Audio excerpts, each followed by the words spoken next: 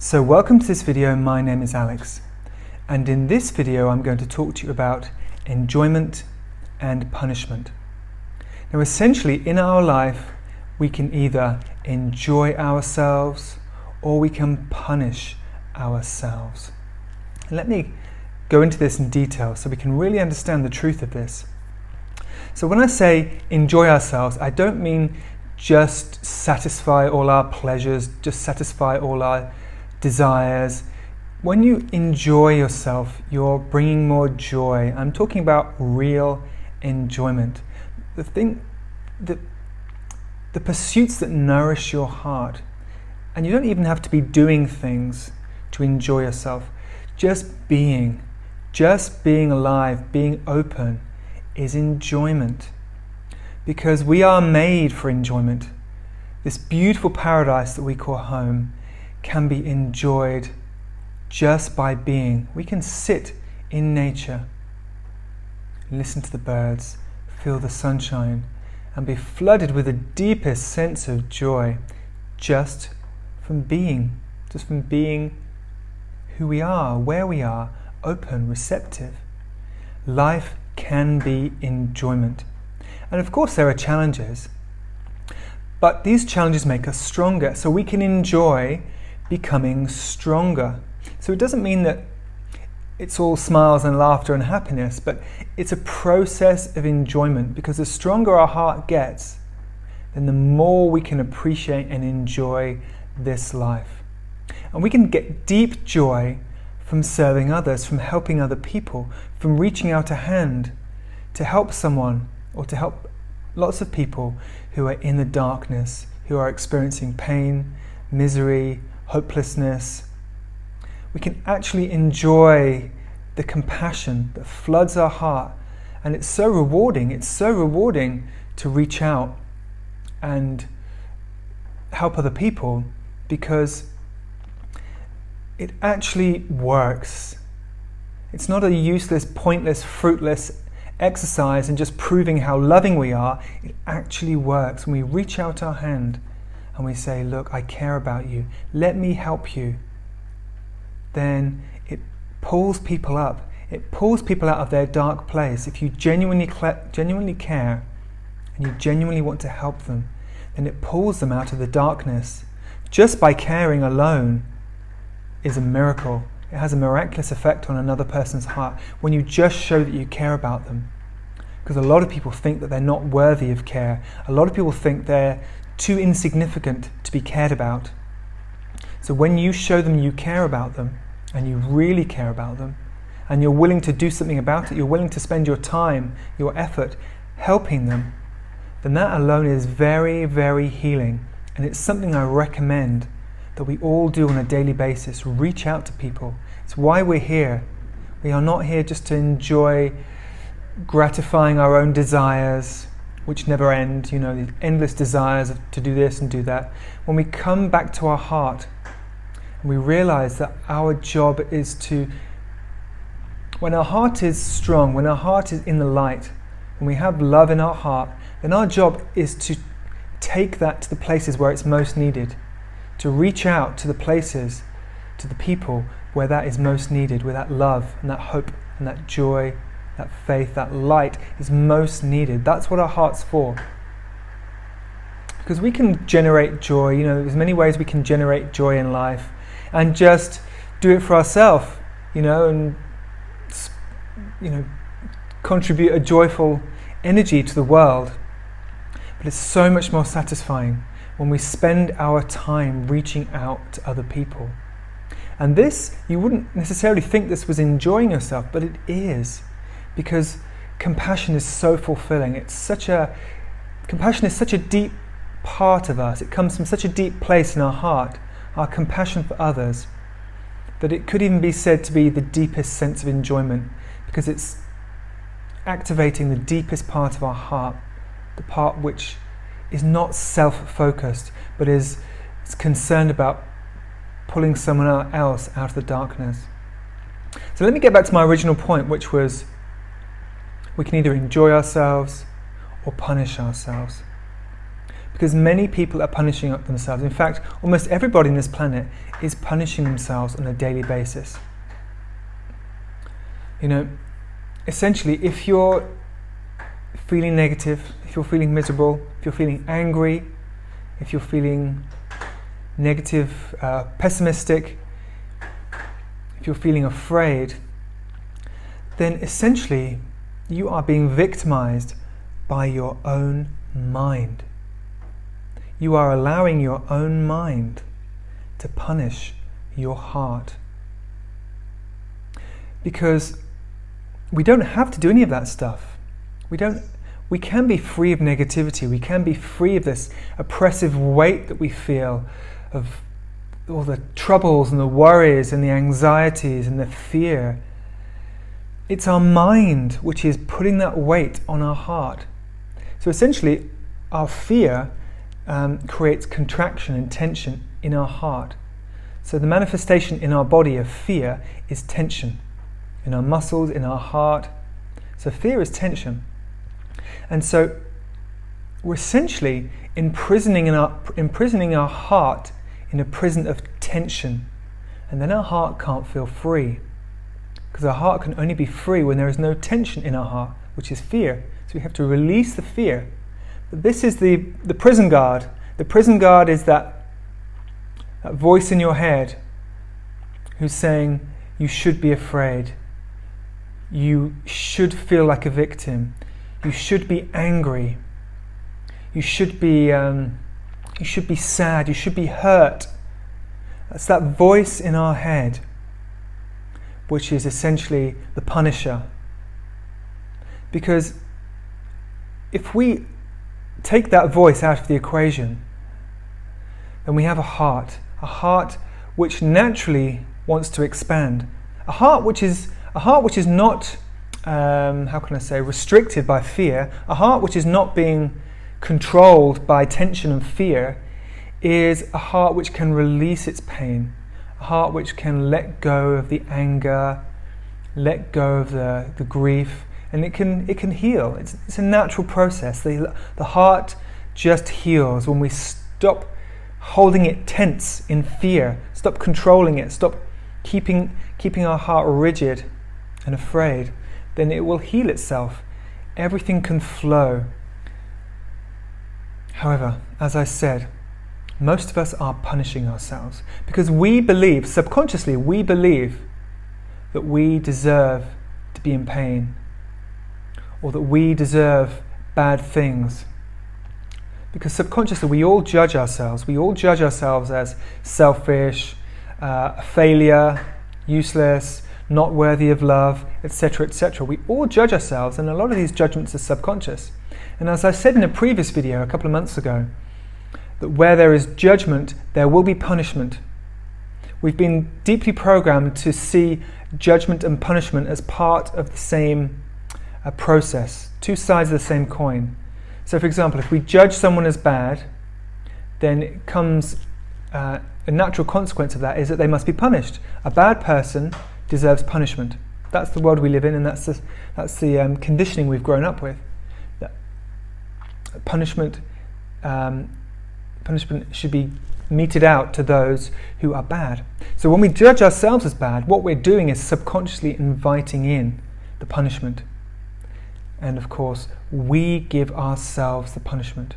We even orchestrate situations in our life which will cause us pain. We'll get into a relationship with someone who's not really loving, who doesn't really care about us. We'll get involved with a group of friends, or we'll get involved in some kind of situation or some kind of some life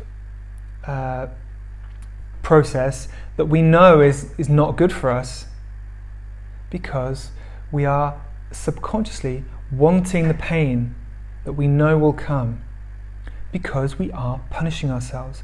No one out there is punishing us. If you're free, if you're physically free, because I understand there are people who are captive, they're being held prisoner, there are people who are being abused, and so they are being physically punished. But if that's not you, if you're not in that situation and you're at home, you have your freedom, You have your food that you need, you have your home, you have your clothes, you have your bed, you have the things you need materially, yet you're still suffering, then you are the one causing yourself punishment. And you could just as easily be in enjoyment, just as easily let go of that self-criticism, that self-hatred. I mean, I've been in times in my life, I'm 42 now, but in my late teens, early 20s, I was suicidal. I attempted to end my life on 2 or 3 occasions, and I really hated myself. And I just wanted to end my life. I just wanted to disappear. And I learned from that process that I was causing myself all the pain, all the pressure I was putting on myself to be a certain kind of person, to live up to this certain kind of a certain level, which I wasn't able to live up to. I just wanted to be free. And guess what? We all just want to be free. So we want 2 things ultimately. We want to feel secure and we want to feel free. Security always comes first. It's the most primal need that every living creature has, the need for security. But when we have security, which most of us have a home, food, shelter, a bed. If we have security, we still need freedom. Our heart needs freedom, which means it needs to feel like it can expand. It needs to feel like it can express what's in there, which is you. You are in there. You live in there. That's your home. And you need space to express yourself. You have creative desires. You have creative impulses, creative gifts. And you are a creative being. And so if the heart is kept and held tense from fear, you haven't got the room to express your creativity, the room to express your personality, your humor, your love, your joy, your fun. We are all children. We are all young children living in here. And most of us are living in a prison. And that's why the child is kind of fading away, wilting. The child is almost dying. And it's been overtaken. We've been overtaken by this other persona, this adult persona, which is all about seriousness. It's all about how serious things are. It's all about achieving, getting things done, and being efficient and effective. It's not about joy. It's not about freedom. That's this false persona, this false personality that society has kind of given us to replace the real us, the real person who lives in our heart. So let me reiterate, we can either be enjoying ourselves or punishing ourselves. Remember, enjoyment, the deepest enjoyment comes from giving, loving, helping, sharing, creating, communicating, reaching out. That's where the deepest enjoyment comes from. Of course, we can have other enjoyments like the enjoyment of food, the enjoyment of music, the enjoyment of being in nature, the enjoyment of just connecting with the divine, or God, as you might say. The enjoyment of connecting, that alone is enough. Connecting with God. A deep enjoyment that comes from just being connected to your spiritual parent, the love that flows into your heart. Nothing else is needed. But we have this body, and this body's been given to us, so that love can flow through this vehicle and be expressed just like everything in the material world. The trees, the plants, the flowers, the birds, the animals are embodiments of divine love and express it. We are the same. We have a body to express the love that comes from the divine outwards into this world. And right now, we are needed more than ever before to shine our light for other people, shine our light into other people's lives, reach out towards others with our light, with our love, and say, hey, I can see you in the darkness. Even if the people are angry, even if they're really unpleasant and hostile, they still need rescuing. They still need the light and the love that you have in your heart. So we have to let go of our ego and say, well, I don't want to help them, they're ungrateful. I don't want to reach out to them, they're just angry. They're just judgmental. They're on the opposite side of the political spectrum. I don't care about people. No, we forget about that. We have a job, and our job is to allow the love from the divine to come through us so we can reach out to others with that love. And that's the deepest enjoyment available to us. To be a vessel for love. To let the ego just be washed away and be a vessel for love. So we are following divine will. And divine will essentially comes down to serving others, helping others, reaching out to others, listening to others, caring for others. Now, that's why we're here. And we have the choice. We can choose to do that, or we can suffer. Even if you want to pursue what you think are enjoyments of eating as much food as you want, indulging your sexual desires as much as you want, having as much drugs and as much, intoxication, as much stimulus and stimulants as you want, as much media, as much TV, as much film. You can have as much of those things as you want, but they won't bring enjoyment, true enjoyment.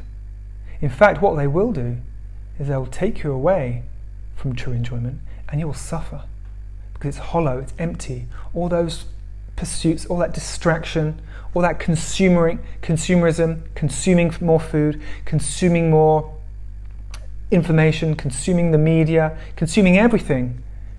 It's hollow, it's empty, and that will take us into suffering because we're not nourishing, we're not engaging and nourishing the part of us which needs to be active, which is our heart, which is not concerned about consuming and giving yourself pleasure. It's not about giving yourself pleasure. It's about opening yourself to divine love, divine joy, and being a vessel, being a vehicle, so you can shine out that light, that love, that joy for the benefit of others. So we have this choice. Either we enjoy ourselves or we punish ourselves. And if we're suffering, then we are punishing ourselves. It's important to look, what am I doing?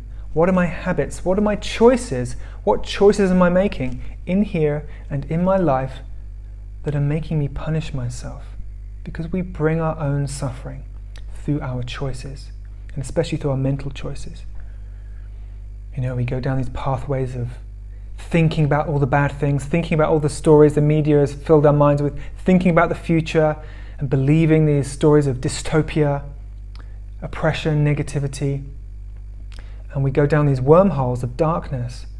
But we choose to go down them. No one can force us to go down them. No one can force you to watch the media. No one can force you to browse YouTube for hours and hours, consuming all these, all these bad news stories about the future. That's your pain body. That's your ego that wants suffering. It wants you to suffer so it can feed off your negative emotions, because that's what the ego does. So we have these choices to make. The ultimate choice we have is where we put our attention. Choosing where to put your attention is the highest practice of intelligence. So if we put our attention where it belongs, which is on the light which is in here, and we stop looking at the media, we stop looking at the darkness. All the darkness is out there, all the darkness is on the screens, and all the darkness is getting in here when we're consuming that information. So we stop putting our attention on the darkness and we turn our attention to the light, which comes from a divine source. And then we remember what life is about. Then we remember our freedom. Then we remember our power and our joy and our mission on this planet. And it's the most fulfilling, beautiful, wonderful thing that we're so lucky to have this purpose. So I ask you just to spend some minutes after this video just to contemplate what I've said. Don't just click onto another YouTube video straight away. Contemplate this. What have you got? What is it you have inside that needs your attention? Are you giving your attention to that part of you which really, really needs to be nourished? Or is your attention up here, all the distraction, all the news, all the entertainment, all the stuff you can consume? Because because that will keep you in suffering, and that will keep you punishing yourself. In denying you, we deny ourselves what we need. That's the ultimate punishment, is denying ourselves the nourishment that's in here, the light, the peace, the love that comes from God. We deny ourselves that because we don't go there. We stay in here, and we stop ourselves going in there and encountering what it is we really, really need. So please take a few minutes just to consider what I've said, and to consider what you're doing on a daily basis, your habits, and what can you do differently? How can you change? How can you start your day by reminding yourself of what's really important, where your attention belongs, and what you need, how you can nourish yourself and be of service to the world. Okay, thanks for listening to this video. I wish you well, and God bless you.